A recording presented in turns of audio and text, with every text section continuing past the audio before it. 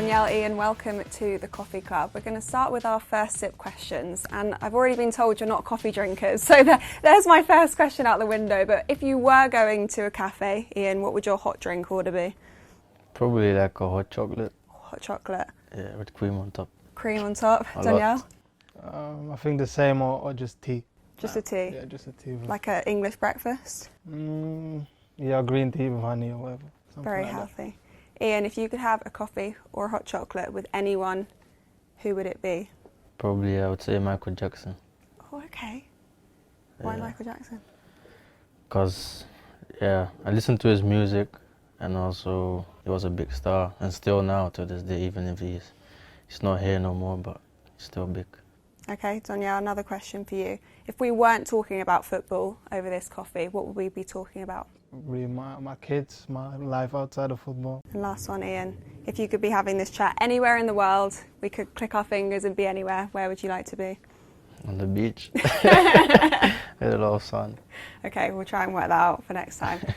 Let's take it back to the start of your guys' football journey, because you had quite similar journeys throughout your career, but how similar was your upbringing? Tell me about where you guys both grew up and started football. I started playing football at Feyenoord in Rotterdam, through the academies, through like Sparta Rotterdam as well. Then moved to PSV, played there like 3 years, and went to Chelsea, to England, done some loans, and then I came through Dortmund, back to Chelsea, and then here Aston Villa. So pretty long journey. Yeah. So you grew up near the city, near Rotterdam. Yeah. Donyell, were you in the city? What was your life like? Not even close. I'm from up north. Okay. I started playing football when I was 4, amateur clubs. Then when I was 9, I went to Ajax. From there, I played until I was 16. Went to Arsenal for 2.5 years. Then I went to PSV. And I still remember when I was with young PSV, the second team, I saw him train with the under 15, 16s, maybe, something like that. So is that when you guys first met? No, I knew who he was, but I just saw him training.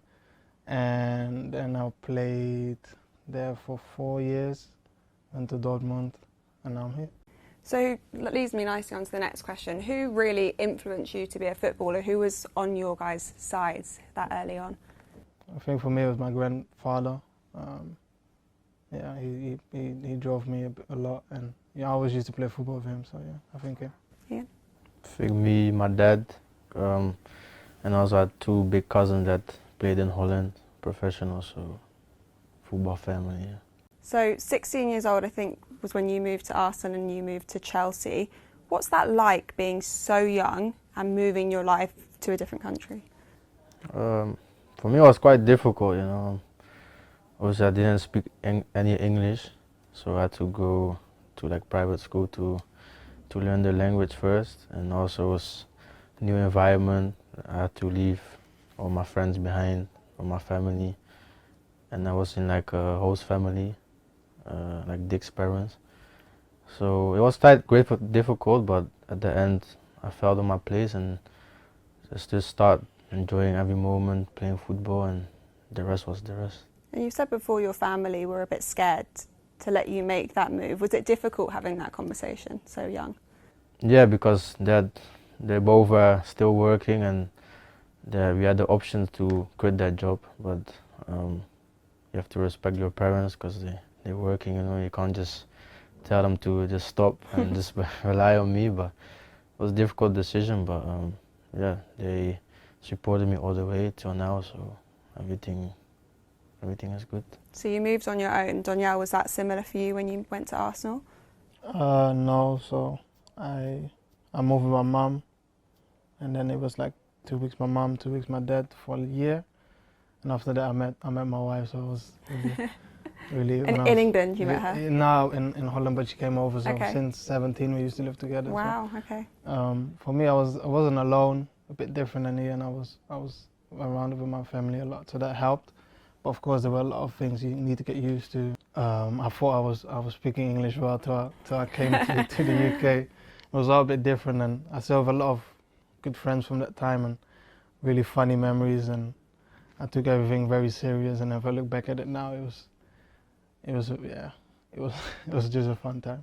Let's talk about some people you met along the way, because when you were at Arsenal, you, I believe, were with Thierry Henry. He was doing his badges. What was he like behind the scenes, and what kind of influence did he have on you? He's of course a very big player, and for me, I was very starstruck and nervous when I met him the first time, especially I was so young. But he was very kind and helpful and funny to be around, and just to, get some tips and tricks that you can use was something that I was very grateful for, especially looking back now. And it was a lot of, even Robert Pires was there, like all the legends were there to help you, so it was a good experience. Yeah. Is there any advice anyone gave you that sticks in your mind? Not directly now, but it's just be around there, see how they live, how they work, what they expect from even academy players back then. It was a good standard, so I think that really helped in the future for me. Is there any player in particular you remember being like, wow, you are another level, you're incredible? Yeah, like Kante, Hazard. I used to watch him training when I was younger, so yeah, those type of players. Does there feel like a lot of pressure when you are young? Because, like you said, your family made sacrifices, you're moving away. Do you feel that when you are 16, 17, or do you just take it day by day? For certain moments I felt it, but then other moments I was just still a kid. Like, you don't even, like when you're 15, 16, you feel like the world is on your shoulders, but it's like with moments, it depends on what happened. But I think they truly believed in me, and everybody did, and that really helped. So moving forwards, whatever the decisions I made, they were always behind me. So I felt like the pressure didn't come from them or anything. It was more like me being sometimes nervous or anxious about the future. But at the end, if I look back at it now, it was just a great fun and really enjoyable time. Let's skip ahead then to Dortmund. Had you two already met by then? What was the relationship at that point? You met in Dortmund? Yeah. Okay.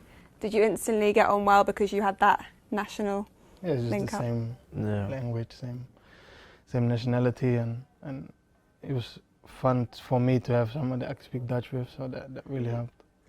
What was that time like at Dortmund? Because we see so many young, talented players go there and really develop. What makes it so good for young talent there? I wasn't playing a lot, so to experience a club like Dortmund was for me just the right step. So I just made contact with Donyell basically and asked him how it was there and etc. And then I just joined, and from that moment it worked out for me. So Donyell convinced you to go to Dortmund? Not convinced, but I was just asking him questions how it was like there and everything else, and he said it's good for you if you come. And what were your answers?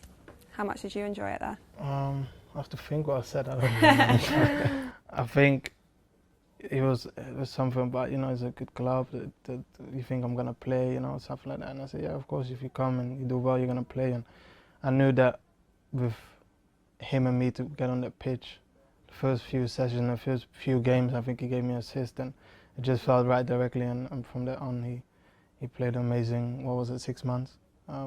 So, at the end, I was very happy for him that he started playing regularly and doing very well to a point where we were reaching Champions League finals. So it was a really special run, and yeah, I was happy that he came. Does it help on the pitch then? You said there about the assists when you have the good relationship off the pitch. Yeah, you need connections in football. I think outside and inside the pitch as well. And I know with him, certain moments I'm always telling him, and he's telling me he's like, do this or do that, and funny enough, that always works out. So yeah, that really helps you. What kind of questions did you ask when you were thinking about coming to Villa in January?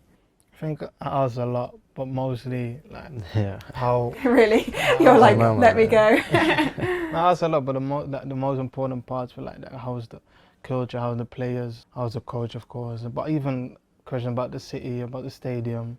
Do you have a box? You cannot imagine what I asked, because it's very important, the whole package to go somewhere. So is it a big comfort when you have a player that you know that's giving you all that advice? That really helps you, and also when you step in the club, you know a few faces that really helps you. Start of a new season then, what's it been like behind the scenes here? It's been fine. We had a good pre-season. Everyone is back. But yeah, we're just getting into the season and trying our best. not the great start what we wanted, but we're working hard to it, and sure we will come back. Let's touch on life away from football then to finish. You're both parents, did you say? How much does that change your relationship with football? Sometimes, you know, football, you think about footballers think about football the whole day, and you try to think, oh, maybe I didn't do this well, I didn't do that well, and then when I go home and my kids run to me, they don't think about anything about football. They just say, oh, come to the garden, come jump on the trampoline and stuff like that. So it just keeps you a bit unfocused on football, which helps certain times. So yeah, for me, it's just that's a big difference. Yeah, same. My one is 7 months, so Okay. she won't jump on the trampoline. But Any sleepless nights still, or are you okay? depends on the day. Sometimes she won't sleep, but yeah, when I come home, you know, see her smiling and making baby noises, just switching the football head off and just enjoying the moment with them. What else do you do to switch off? I have a dog as well, so I just go to the park and just doing walks together, and yeah, just watching some series. A bit of vlogging as well, I've seen. Yeah, a little bit as well, but now it's too much because we have a lot of football days and training. So when the time is right, then you will see some new vlogs. Donyell, what helps you stay grounded away from football? A bit of golf, a bit of PlayStation, but mostly I'm a father, so I'm very busy. You good at golf? Is there some good golf players at Villa? Yeah, a few are really good, but I need more practice. But I'm getting there. Okay, to wrap up, in each of these chats, we've got a question from a former guest. This is actually the first one, so it's from former Aston Villa player Paul Maatsen. So he's got a couple of questions for you both. So his first one was, what are your individual aims this season? He says no cop-outs about the team. He really wants to get to know what you want to do individually. First of all, just stay injury-free and try to help the team with goals and assists and clean sheets. I want to play minutes in the Premier League and try to find the net as much as possible. Okay, the next one's slightly different. It's, what was your first kit when you were a kid? Do you remember? I think it was from Persie, the time that he was at Arsenal. Nice, perfect. Well, best of luck for the season ahead, guys. Thanks so much for joining us for the Coffee Club. Thank you. Thank you.